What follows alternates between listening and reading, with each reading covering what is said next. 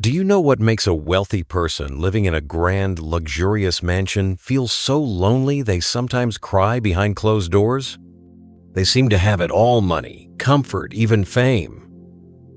But there's one thing money can't buy: true, genuine love. There's no one to love, and no one to love them back. See, food and clothing are basic needs, yes, but there's another hunger, a quiet, invisible hunger that gnaws at the soul every single day. It's the need to be loved, to feel connected. And maybe you've asked yourself this too. Why does loving someone sometimes hurt so much? We're told love makes us happy, but then come the jealousy, the anger, the fear of losing that love. The kind of love we often experience in the world, it feels sweet like honey, but sometimes it becomes the very chain that ties us down and leaves us in tears. The Buddha once said, "Love mixed with attachment leads to suffering." So how can we love without pain? And then there are those rare people. They don't have to say much, but just by being near them, you feel a calm settle inside you. There's kindness in their eyes, warmth in their smile. They don't preach or lecture, but their very presence teaches you how to live, how to care. That's the quiet power of real compassion. It's not loud, not showy, but you can feel it. And you wonder, how do I build that kind of presence? Love is part of life, but if we don't understand it deeply, it can become the very thing that keeps us stuck in cycles of suffering. So today, let's take a step back. Let's ask, what is love, really? Why is it so important? And how do we love without hurting so? Love becomes a force of healing, not suffering, just as the Buddha taught. Let's begin with this first truth. 1.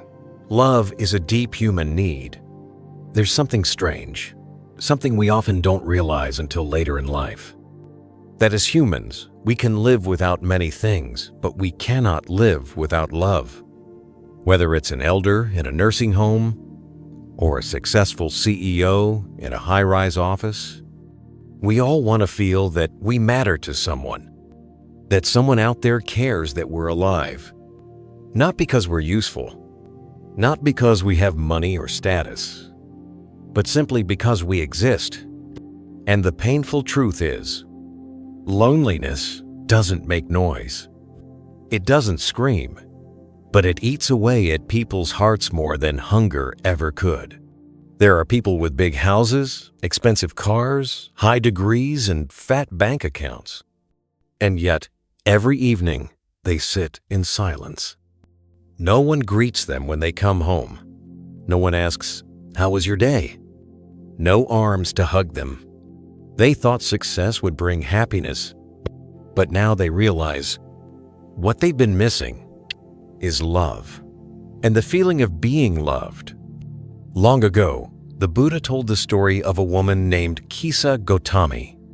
Her child had died suddenly, and in her grief, she went mad carrying the lifeless body, begging villagers to help bring him back. No one could help. Finally, she went to the Buddha, and he said, "Go, bring me a mustard seed from a house where no one has ever lost a loved one." She went from house to house, but every family had experienced loss. She returned with empty hands, eyes filled with tears. And in that moment, she awakened, not just to the truth of death, but to the deeper pain of having no one left to love. In our retreats, many people quietly admit the same thing. They're not lacking money. They're not lacking casual friends. But once they reach a certain age, or when their children move on with their own lives, there's a quiet emptiness that creeps in. No one needs them anymore. No one texts, "How are you today?" Life goes on, but something inside doesn't feel alive anymore. And here's the thing. Love doesn't have to be dramatic like in the movies. It can be something simple. a hand to hold when you're down, a pair of eyes that really listen, a soft hug on a day when everything feels too heavy to bear. In Buddhism, love isn't defined by fleeting emotion. It's defined by presence, by truly being there without judgment, without rushing. True love asks for nothing in return, but somehow it still heals both the giver and the receiver. And you know what's even more amazing? While our skin may wrinkle and our hair turns gray, the longing to be loved inside us never gets old. It stays, quiet, waiting. Even if no one shows it outwardly, deep down, we all want to know, do I still matter to someone? But in today's fast world, people sometimes deny that need. Because they've been hurt. Because they loved the wrong person. Because they're afraid of disappointment. So they shut down. They become self-reliant, cold, distant. But the more we run from love, the emptier we feel inside. No one is truly happy without being loved or without someone to love. And loneliness doesn't care how rich or successful you are. Without real connection, the heart hardens like dry, cracked earth. I once met an elderly man during a Dharma talk at the temple. He said quietly, "Venerable, I used to think I was strong. I raised my kids, supported my wife. But now she's gone, and my children are busy with their lives. I eat dinner alone every day and just sit by the window, wondering, does anyone even remember I'm here?" That one question, it cut deep, not because he needed money, but because he just wanted to be remembered. In a world where people can send messages to hundreds of friends a day, just one person who loves you sincerely is a rare and precious gift. And that's why the Buddha didn't just teach us how to live peacefully alone.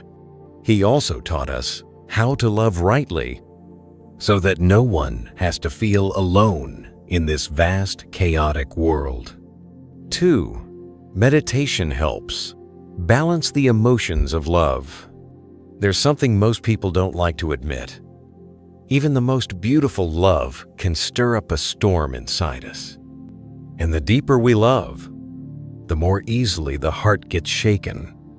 It's not because love is bad, but because with love comes attachment, expectation, fear, and sometimes the quiet dread of losing what we hold most dear. When we love someone, we want them to be safe, healthy, happy. When we love our child, we worry about every meal, every sleep, every choice they make. When we love a partner, we fear they might change or drift away. And slowly, without even realizing it, our heart becomes tied up, pulled around by invisible strings, all connected to the ones we love the most. One middle-aged practitioner once shared this after a retreat. "I try to be a good person. I work hard. I raise my child the best I can. But the more I love my child, the more anxious I feel. What if they get sick? What if something bad happens? What if they leave me? Just thinking about it. Sometimes I feel like I can't breathe." This isn't just one person's experience. It's the quiet suffering of so many hearts loving with all sincerity, but exhausted from worry. Love is a sacred human need, but without balance, it becomes a weight on the soul. In fact, love, if not guided with clarity, can lead to clinging, pain, even resentment. In Buddhism, true compassion always walks hand in hand with wisdom, and meditation is the path that brings love back to its purest form. One not shaped by fear or control. One that isn't afraid of loss because it doesn't try to hold on so tightly. A great teacher once spoke about his early years meditating deep in the forest. Every morning, he would sit still and watch the sunlight filter through the trees.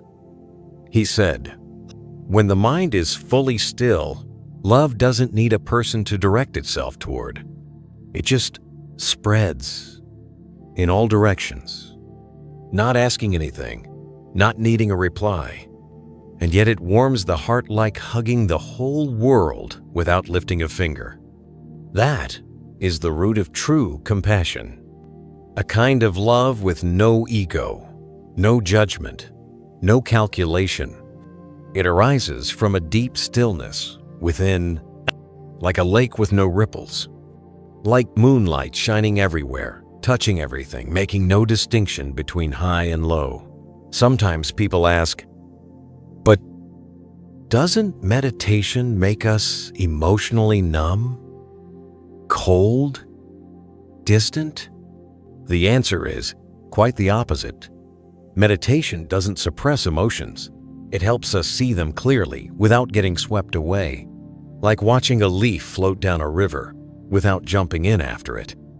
When we love someone, meditation teaches us to step back a little, to look at our worries, our expectations, our fears, and smile gently at them, not to ignore them, but to stop letting them control us. Meditation doesn't tell us to love less. It shows us how to love better with more space, more depth, more freedom. A woman once shared after a 21-day silent retreat. Before, I loved my husband and kids with everything I had, but the more I loved, the more afraid I became of losing them. That fear made me try to control everything, and I ended up suffocating the very people I loved. After the retreat, I realized, if I can be fully present with them, I don't need to cling. My love is already enough. It sounds simple, but that realization came from a long, quiet journey inward. Only when the mind is still can we love without being hurt by our own love. So many people suffer in love not because they loved the wrong person, but because they had nowhere to return to when the emotions got overwhelming. They didn't have a still center inside a place to rest. Meditation is that place. It's the anchor, the mountain of peace in the middle of all life's storms. And from that place, love flows out, not with fear, but with ease and offering. The Buddha once taught, let boundless loving kindness radiate in all directions, east, west, north, south, above and below, with no anger, no harm, embracing the entire world. That's not just a teaching for saints or monks. It's a path for anyone who wants to love without pain. Because when love is anchored in mindfulness, it no longer shakes us. It becomes a force that heals both ourselves and others. A hug that comes from presence. A gaze that holds no demand. A hand held not out of fear, but out of peace. And in those moments, we're not just loving others. We're fully alive, in love without losing ourselves. Not clinging, not pushing away, just resting in a space that feels natural, deep, and free. In today's world, people love deeply, but they also hurt deeply. That's why love needs to be illuminated by awareness. It needs to be nurtured by meditative practice. And when love meets meditation, it no longer crashes like waves. It flows quietly like a gentle stream, refreshing the hearts of everyone it touches. 3. Genuine compassion is a lifelong practice. There's something not many people say out loud, but anyone who's been on the spiritual path for a while eventually realizes it. True compassion doesn't just appear overnight. It doesn't magically arise just because you read a few beautiful sutras, listen to an inspiring Dharma talk, or get emotional during a moment of kindness. Real compassion, the kind that's boundless, selfless, unconditional, comes from years of inner work. It's not a flash of inspiration. It's a slow-burning flame, carefully tended over time. With daily practice, mindfulness, reflection, bowing, meditating, and living intentionally day after day. I've met many kind-hearted people who've said sincerely, "I love helping others. When I see someone suffer, it breaks my heart. I cry, I reach out, I try to be there for them. That's beautiful. That's the seed of compassion. But here's the thing. If that seed isn't nurtured properly, it can be replaced by emotional impulsiveness or even burnout under the weight of daily stress. And one day, the same person who once cried at others' suffering might feel numb to it. Not because they're bad, but because their heart is tired and their compassion never had the chance to grow roots. In the Buddha's teachings, compassion isn't just a passing emotion. It's a mental strength, a deep force of the heart. And like any strength, it has to be trained daily. It's like a swordsmith forging a blade. Each day, they heat a little, hammer a little, sharpen a little. They're patient. They don't rush, but they also never give up. Because if you stop halfway, the sword never forms. And if you just admire the blueprint and imagine holding the sword, you're only fooling yourself. Compassion is the same way. There are no shortcuts to true compassion. No fast track to a heart that loves purely. In the Anguttara Nikaya, the Buddha taught, a heart cultivated in loving kindness brings peace in the present moment, ends suffering, and opens the way to a realm of happiness after this life. But to get there, you can't just want it. You have to bow daily, not to beg for blessings, but as a gesture of humility to dissolve the ego and clear the mind. You have to reflect deeply, to look into your own pain and the pain of others, not just at the surface, but to the root of clinging, pride, and ignorance. You have to sit in meditation, letting the layers of mental noise settle until the cool stillness of the heart begins to emerge. And you have to live it, really live it, with gratitude, kindness, and sincerity in every interaction, no matter how small. There was once an elder practitioner who had been on the path for nearly 20 years. He said something I'll never forget. I used to think that as long as I didn't harm anyone, that was enough. But now I see, not causing harm is just the beginning. Real compassion starts when you sincerely wish others peace and happiness. Even if they don't thank you, even if they've hurt you, true compassion isn't easy. Because it asks us to break down the very thing we protect the most, our egoth voice that says, I'm right, I'm a good person, I'm being kind. Real compassion only begins when we admit we're still not there yet, that we still cling, still judge, still expect acknowledgement.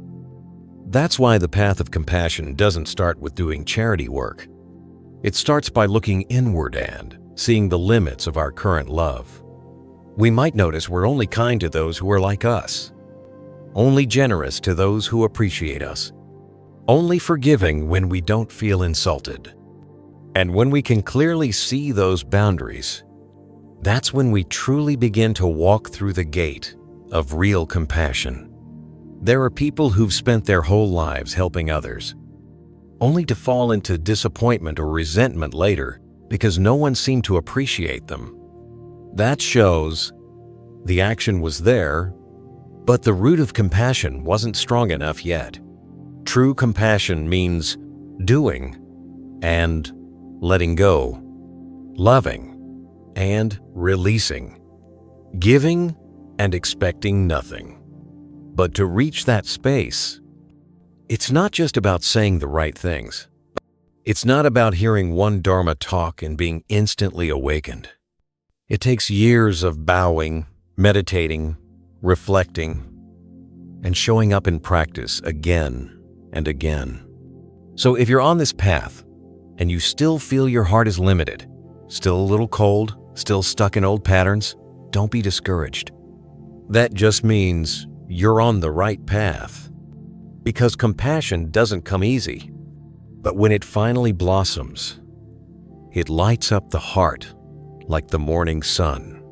And someday, when it has matured in you, you won't need to say anything. Your presence alone will bring others peace. No lectures, no proving, just being there with calm, warmth, and sincerity. Your eyes will soften, your smile will deepen, and even the smallest words or actions will carry the power to heal. 4. Worldly love often comes with pain. Most of us have loved someone, haven't we? And almost all of us at some point have been hurt because of it. Love in this world, whether it's between parents and children, spouses, friends, or romantic partners, often starts out so beautifully. A gentle touch, a caring word, a look that softens the heart. But over time, those same sweet beginnings can slowly turn into worry, jealousy, insecurity, and even suffering. Love, the one thing we crave the most, can also be the thing that breaks us the deepest. A mother who loves her child unconditionally may cry through the night when that child grows up and starts to pull away. A husband who once promised forever may find his heart tempted by things outside the home. Two friends who once shared everything can become strangers over a simple misunderstanding. So why is it that something as pure as love can bring us so much pain? The answer is simple, but not always easy to face. Because worldly love is often tangled up with attachment. And wherever there is attachment, suffering is never far behind. In the Dhammapada, the Buddha once said, "From attachment springs grief. From attachment springs fear. One who is free from attachment has no grief, so how could there be fear?" Now, don't get me wrong, the Buddha wasn't telling us to become cold or uncaring. He wasn't asking us to stop loving. He was simply pointing out a deeper truth about suffering in love. It's not love itself that causes pain. It's all the expectations we wrap around it. We want the other person to stay, to never change, to love only us, to understand us, to respond the way we hope. But the moment those expectations aren't met even just a little, we feel disappointed. We feel hurt. We feel angry. Sometimes, we even grow to resent the very person we once loved with our whole heart. I once heard a middle-aged woman share in a Dharma circle, tears welling in her eyes. "I gave everything to my family. I took care of my husband and kids in every way. But one day, my husband told me I didn't understand him. He left. And all those years of love turned into a pain I couldn't even name." That kind of story, it's not rare. And it doesn't mean she did anything wrong. It just shows how easy it is to forget the truth of impermanence in love. The person who loves you today may drift away tomorrow. The one who cares for you now may seem distant later. Not because they're bad, not because they're cruel, but because the human heart is always shifting like a river that never stops flowing. If we cling to yesterday's promises, yesterday's warmth, trying to hold on to today's version of a person, we're setting ourselves up for heartbreak. That's why the Buddha didn't just teach us to let go. He taught us how to love the right way, to love without owning, to care without demanding, to be present without needing to control. And to do that, we need a heart that's wide open and a mind that sees deeply. In Buddhism, there's a beautiful term, unconditional loving, kindness. That's when love goes beyond me and you. It's no longer about who deserves it or who doesn't. It's like the sun shining on everyone, without preference or judgment. I once heard a practitioner say something so simple yet so powerful. "The day I realized I didn't need someone to love me back, that was the day I started to love, truly." That kind of love doesn't make you weak. In fact, it makes you strong. So strong that you're no longer shaken by change, no longer wounded by rejection, because your love is now a gift, not a transaction. Of course, in real life, it's not always easy to love without hurting, but that doesn't mean it's impossible. Sometimes, it just takes a moment of stillness each day, a moment to look inward and ask, Is my love holding someone back? Is it demanding something in return? And if the answer is yes, then maybe it's time to release a little. Not to let go of the person, but to let go of the expectation. And that is the beginning of a love that no longer wounds. 5. Compassion is an invisible gift, but people can feel it. Sometimes we don't know exactly what we're feeling. We just know that when we're near someone, even if they say nothing at all, we feel calm, we feel warm, we feel safe. It's like the soft light of early morning sunshine. Not too bright, not flashy, but it quietly touches your skin and somehow touches your heart. That's the quiet power of true compassion. It's an invisible gift, no wrapping, no ribbons, but somehow people can still feel it straight through the heart. In this life, there are people whose mere presence brings peace. They don't need to preach. They don't need to give advice. They just show up. And being in their presence feels like a refuge. Why is that? Because in those people, compassion has ripened. Not the emotional kind that comes and goes, but a deep, quiet kindness that shows up in the way they look at you, the way they smile, the way they truly listen. I once heard a story about an old Zen master sitting under a tree. Someone asked him, "Master, can you teach me about compassion?" He said nothing. He simply looked at them with such warmth, such tenderness, and smiled. The person burst into tears. The master never said a word, but his compassion spoke louder than language ever could. Because here's the truth. You can learn to talk kindly. You can act nice on the outside. But real compassion can't be faked. Why? Because it doesn't come from the mouth. It comes from the energy of your inner being. And the amazing thing is, people can feel that, even if they can't explain it. During one retreat, an elderly woman came to the temple for the first time. She didn't know anyone. She sat alone, didn't say much, didn't participate in everything. But at the end of the retreat, with tears in her eyes, she said, "I don't know why, but I felt loved here." Not in a loud, showy way, but as if people were truly present with me even though they didn't know who I was. No one did anything special, but the space was filled with people who had been quietly cultivating compassion. And when that kind of energy builds up, it doesn't just stay inside.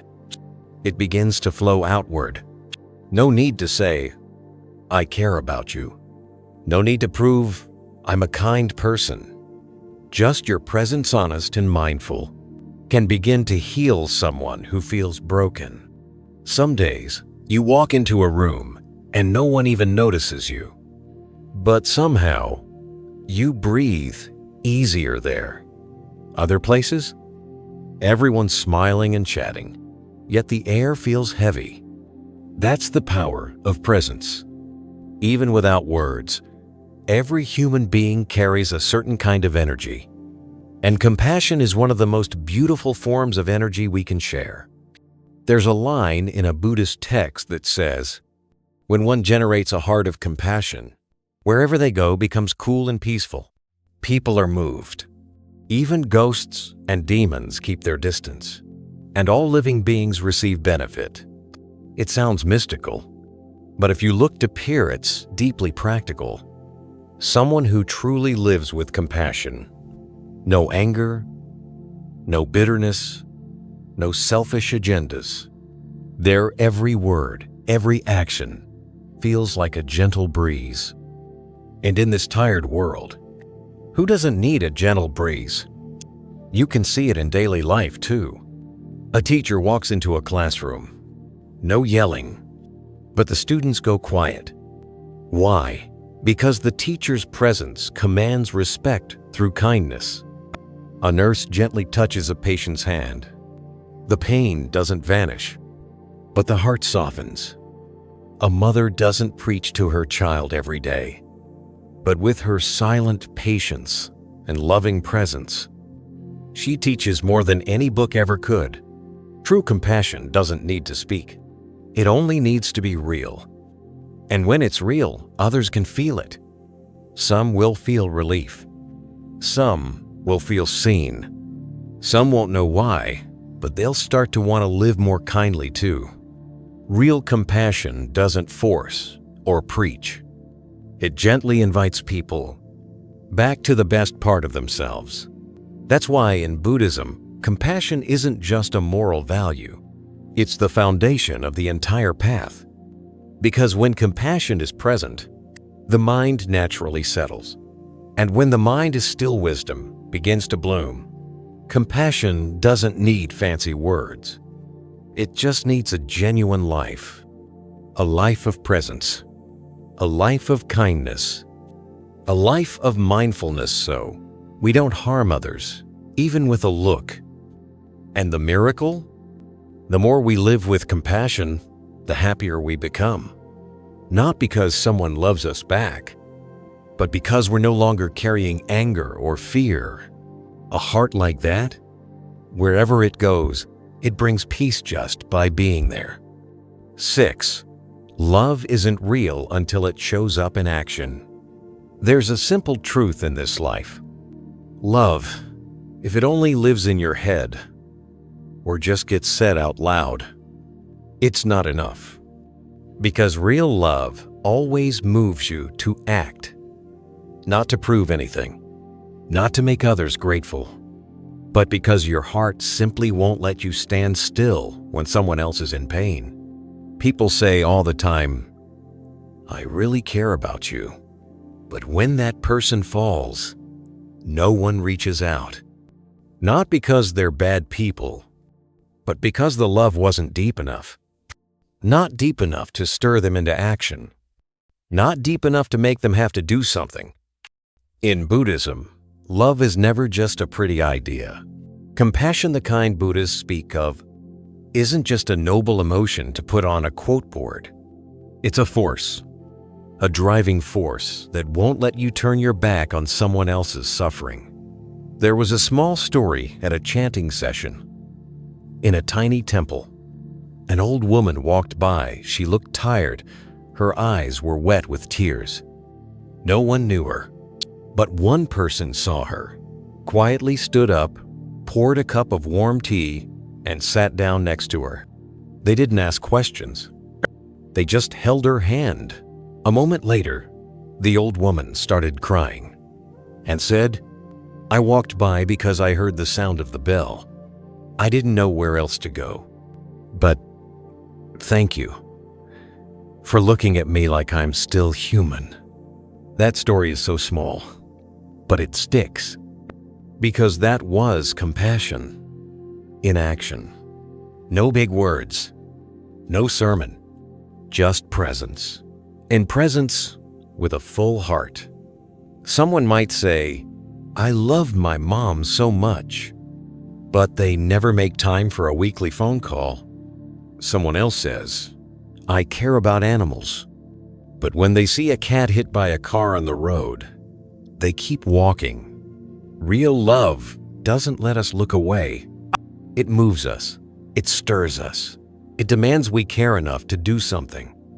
The Buddha once said, "Of the one who speaks 100 lofty verses and the one who practices just one, it is the one who lives the teaching that is truly near the path."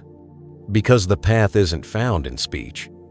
It's found in how we live, in how we walk through this life.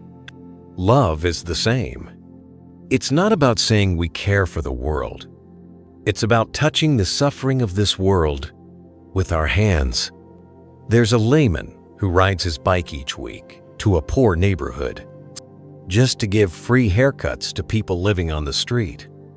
When asked why, he simply smiled and said, "There was a time when no one touched me with kindness. I know how much that hurts." He doesn't talk about Dharma. He doesn't preach compassion. He just acts because he knows what it's like to suffer, and he doesn't want anyone else to feel the same. Funny thing is, in this world, more people talk about love than live it. But the world doesn't need more poetic quotes. The world needs hands ready to hold other hands. Even small things. Sharing a meal, sending a check-in message, sitting beside someone who's tired. All those acts, when done from the heart, are compassion in motion. In the Anguttara Nikaya, the Buddha described a truly compassionate person as, when they see beings in pain, their heart stirs with mercy. They look for ways to help without thinking of themselves. Without thinking of themselves means no need for praise, no waiting for a thank you, no demand for fairness. They simply act because they care. And if you've ever lived like that, you'll understand something powerful. Compassion in action doesn't drain us. It nourishes us. When we help someone else, we heal something inside ourselves too. When we ease their pain, our wounds begin to soften too. Because deep down, all of us are longing for the same thing: to feel connected to ourselves, to each other. Love, if it stays an idea, will never be enough. But love that shows up in action, even in the smallest ways, has the power to change someone's heart. Sometimes, it might even change someone's life. 7. A compassionate and meditative heart will be reborn in a peaceful realm. Have you ever quietly asked yourself, where will I go after I die? It's not a gloomy question. It's actually a wise one. If we're brave enough to face the truth that life is limited, and one day, all of us will leave this world. So the next question is, where will we go? In the Buddha's teachings, this isn't some mystical secret we can't ever understand. On the contrary, the Buddha explained it very clearly. The realm we enter after death reflects the state of our mind while we were alive. The quality of our heart, our intentions, our actions, those shape what comes next. If our mind is full of anger, jealousy, and unwholesome thoughts, that kind of heavy energy will naturally pull us toward darker, more painful states. But if our heart is filled with compassion, if we live mindfully, with loving kindness and regular meditation, then when this body fades, our consciousness will naturally rise toward brighter, more peaceful realms, because that's where our inner frequency already belongs. Some people ask, but how do we know a peaceful realm really exists? Is there really a heaven? A place of joy? It's a fair question. In Buddhism, we're not asked to believe blindly, but to observe with wisdom. So just look at something very real, right here in this life. If your mind is anxious and full of resentment, then even in a beautiful house, you feel like you're in hell. But if your heart is peaceful, loving, and calm, you can walk in the rain and feel like you're in heaven. So maybe the peaceful realm isn't so far away. Maybe it begins inside us. And when this body is no longer here to hold it down, that same peaceful heart will naturally move toward a place that matches its nature. The Buddha said, "Mind is the forerunner. Mind leads. Mind creates all things." Even the realm we go to after death isn't outside of that law. During funeral ceremonies, people often chant, "May this person be reborn in a peaceful realm." But maybe the deeper question is, are we preparing ourselves for that journey right now? Because no one can promise we'll wake up tomorrow. But we can ask ourselves, what seeds am I planting today for my future? A heart full of compassion, one that thinks of others' happiness, speaks gently, acts kindly, paired with a mind grounded in meditation that knows how to pause, listen, and see deeply. That's the best luggage we can carry for the longer journey that comes after this life. There's a story in the middle-length discourses about an old layman named Chitta. He lived simply giving, keeping precepts, and meditating throughout his life. When he passed away, the Buddha confirmed he had been reborn in a very high realm, not because he prayed for it, but because his heart had become so bright, it simply rose like a flame free of weight. The mind is like that. A mind full of anger and craving is heavy. A mind full of compassion and stillness is light. And where we go in the end is determined by that weight. We don't have to wait for old age to start preparing. Every single day is a chance to make our heart brighter, lighter, and wider with every small thought. Every time we hold back our anger, every time we choose peace instead of pride, every moment we sit in quiet meditation, without judgment, without chasing anything, just being there with ourselves. These small things are not small. They're like stepping stones quietly, paving a path toward a more peaceful next life. Those who live with meditation know, when the mind is still, there's no need to say much. Even just sitting quietly, we begin to taste a piece of that peaceful realm right here. And if you've ever touched that calm even for a brief moment, then you'll know it's something worth keeping, worth nurturing, and worth carrying with us until the very end. Because death is not the end. It's just a doorway. And which direction the mind goes after stepping through that door depends entirely on how we're living today. 8. Compassion isn't just a feeling. It's a lifelong journey. In life, we all experience moments that move us deeply. We see a child abandoned on the street, and we feel something stir in our hearts. We notice a frail, elderly person sitting quietly on the sidewalk, and something in us softens. We hear a story about someone overcoming hardship, and our eyes fill with tears. And in those moments, many of us think, this must be compassion. But in the Buddha's teachings, compassion isn't just an emotion that passes through. It's not about feeling touched one day, then forgetting the next. True compassion is a way of life. It's a path on that monks walk, yes, but also anyone who wants to live with a wide and open heart. Because the truth is, deep compassion isn't easy. At first, love comes naturally for the people we're close to. Family, friends, those who treat us kindly. That's instinct. You don't need to learn it. But the kind of compassion the Buddha taught goes much further. It's about expanding beyond the usual lines our emotions draw, to care not only for those we love, but for strangers.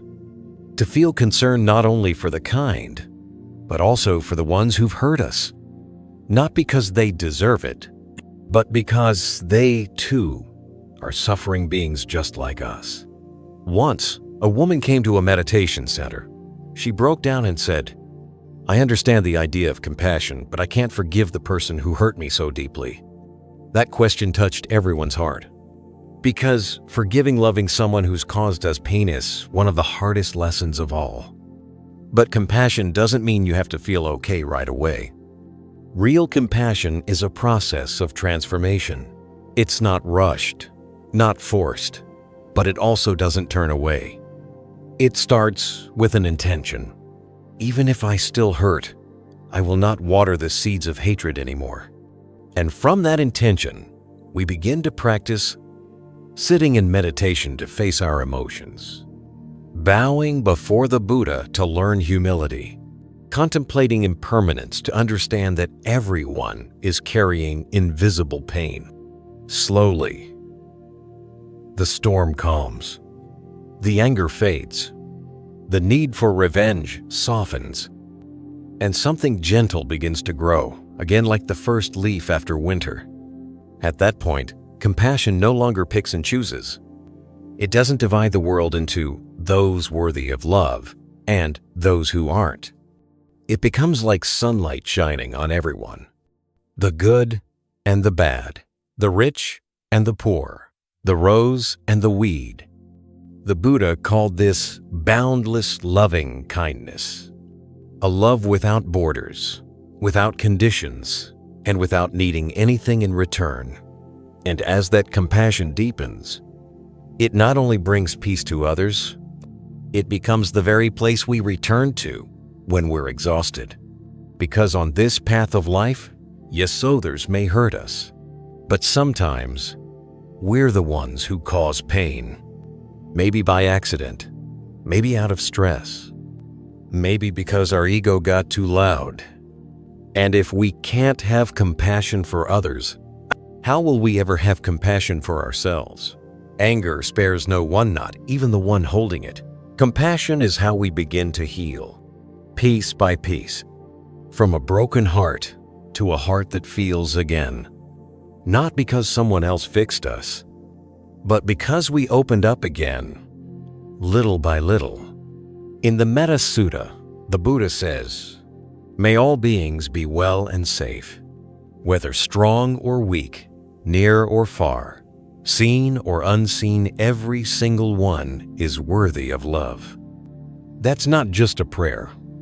It's a commitment, a vow to live with a heart that never shuts its doors. And compassion doesn't need to be dramatic. It can start small, giving up your seat, looking at someone with understanding, choosing not to gossip, taking a breath before reacting when insulted.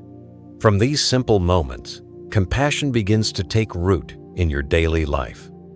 And one day, when it grows strong enough, you won't need to say much. Just your presence will say it all. Like the moon doesn't need to explain yet, the lake still reflects its light. So after everything we've explored together today, maybe we see it more clearly. Love isn't just something we wish for. It's something we must learn to grow every day of our lives.